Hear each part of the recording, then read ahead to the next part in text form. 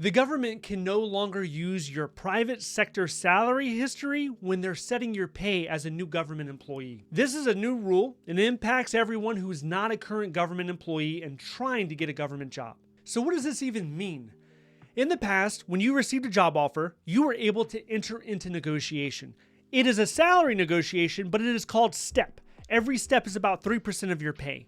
So when you're negotiating your step, what a lot of people, including myself, would previously tell you is if you're making more money in the private sector in your past job, then send them an earnings statement, send them a pay stub, and show them that you're making more money, and they would try to match you a lot of the times. It comes down to the budget office and the hiring manager and the HR, but they would try to do it.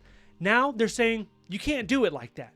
So what you have to do in this circumstance is you have to leverage your past experience. Experience when it comes to receiving awards, maybe having publications, maybe having certain education and certifications, showing you are an expert and highly proficient in that field. That will justify you a higher salary.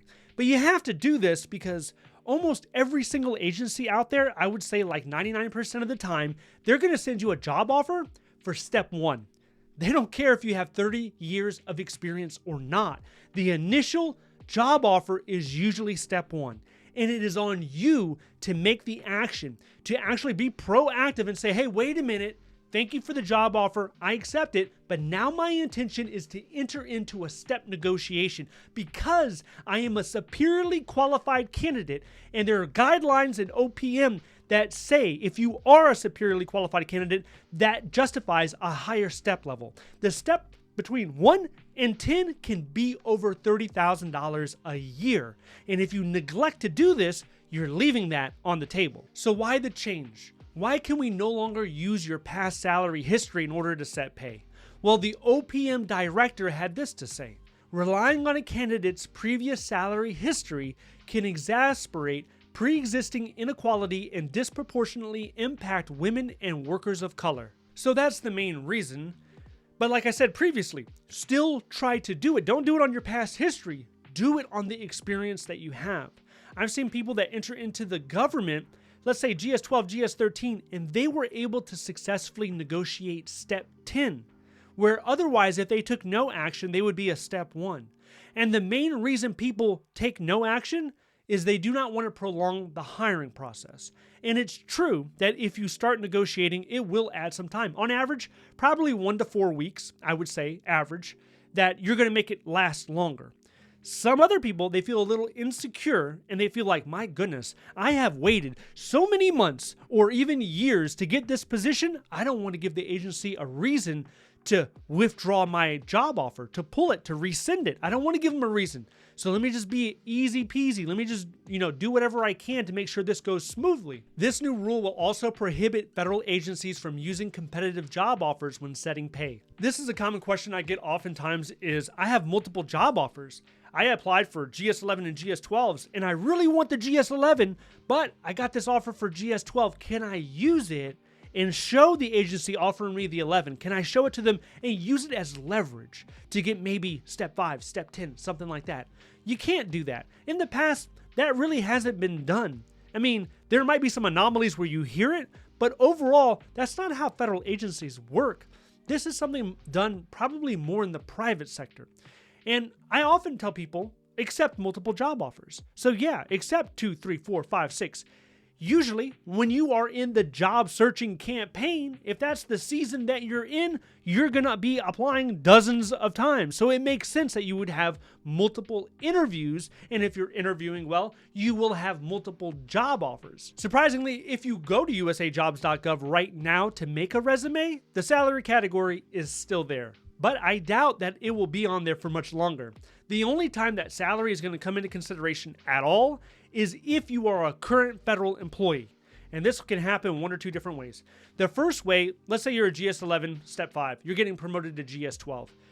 When that occurs, you do not necessarily start back at step 1. What happens is there's a 2-step promotion rule. So that ensures that you're not losing money. You're going to be gaining money when you get promoted. The second way it could happen, let's say you're a GS-12, but because of the location, you're taking a lower job, or maybe you're doing a career switch. Maybe you've been a 0500 the entire time, and now you want to be a 2210. IT is your dream. You want to chase after being an IT specialist. That's fine. If you do that, you take a lower GS grade. You're a GS12 now, but maybe you're taking a GS9 or a GS11. In that case, a lot of federal agencies, what they will do is they will do pay setting, and they will try to make it so that you do not lose that much money, or hopefully you don't lose any money. This is not a guarantee. This varies from agency to agency. This is at their discretion, but this is something I've seen done a lot. My experience with the pay history on your resume, it's never been used to show if a person was eligible or if a person was best qualified. My salary coming into the federal government was lower than the position that was offered to me. And there was no attempt to make my salary lower. They didn't see, well, hey, you're only making this amount, so I'm going to drop your offer by $10,000, $20,000. This is not money coming out of the hiring manager's pocket. This is money for the agency, so it's not looked at the same. I've only seen it used as a negotiation technique, as a way to increase your pay by showing that you're taking a pay cut. That's the only way. So with this new policy, agencies have to be in compliance with the rule by October 1st. Now, keep in mind, there are some job announcements out there on USAJobs.gov where they will not negotiate with you. This is typically internships, or if you're looking at recent student hire type positions, if they're really targeting people coming out of university, they want you to be in a more developmental position so that they can grow you, they can retain you, they can keep you. So you can try to negotiate, but I've seen those largely fail. And a word of caution is when you are negotiating, after the first time you're rejected, I would not continue unless you're prepared to walk away from the job. I've seen a person who was adamant about getting step 6. He had a GS11 offer. He wanted step 6. And they were like, hey, listen, no, we're not negotiating. And he came back 2 or 3 times. And they finally just pulled his job offer. They're like, you know what? We have another person right in line behind you. We interviewed him. He was the number 2. We're going to go with him instead because you are being unreasonable. You are trying to hold a demand that we're not willing to meet, so we're not going to even deal with you any longer. And I think that's most people's fear when they're negotiating.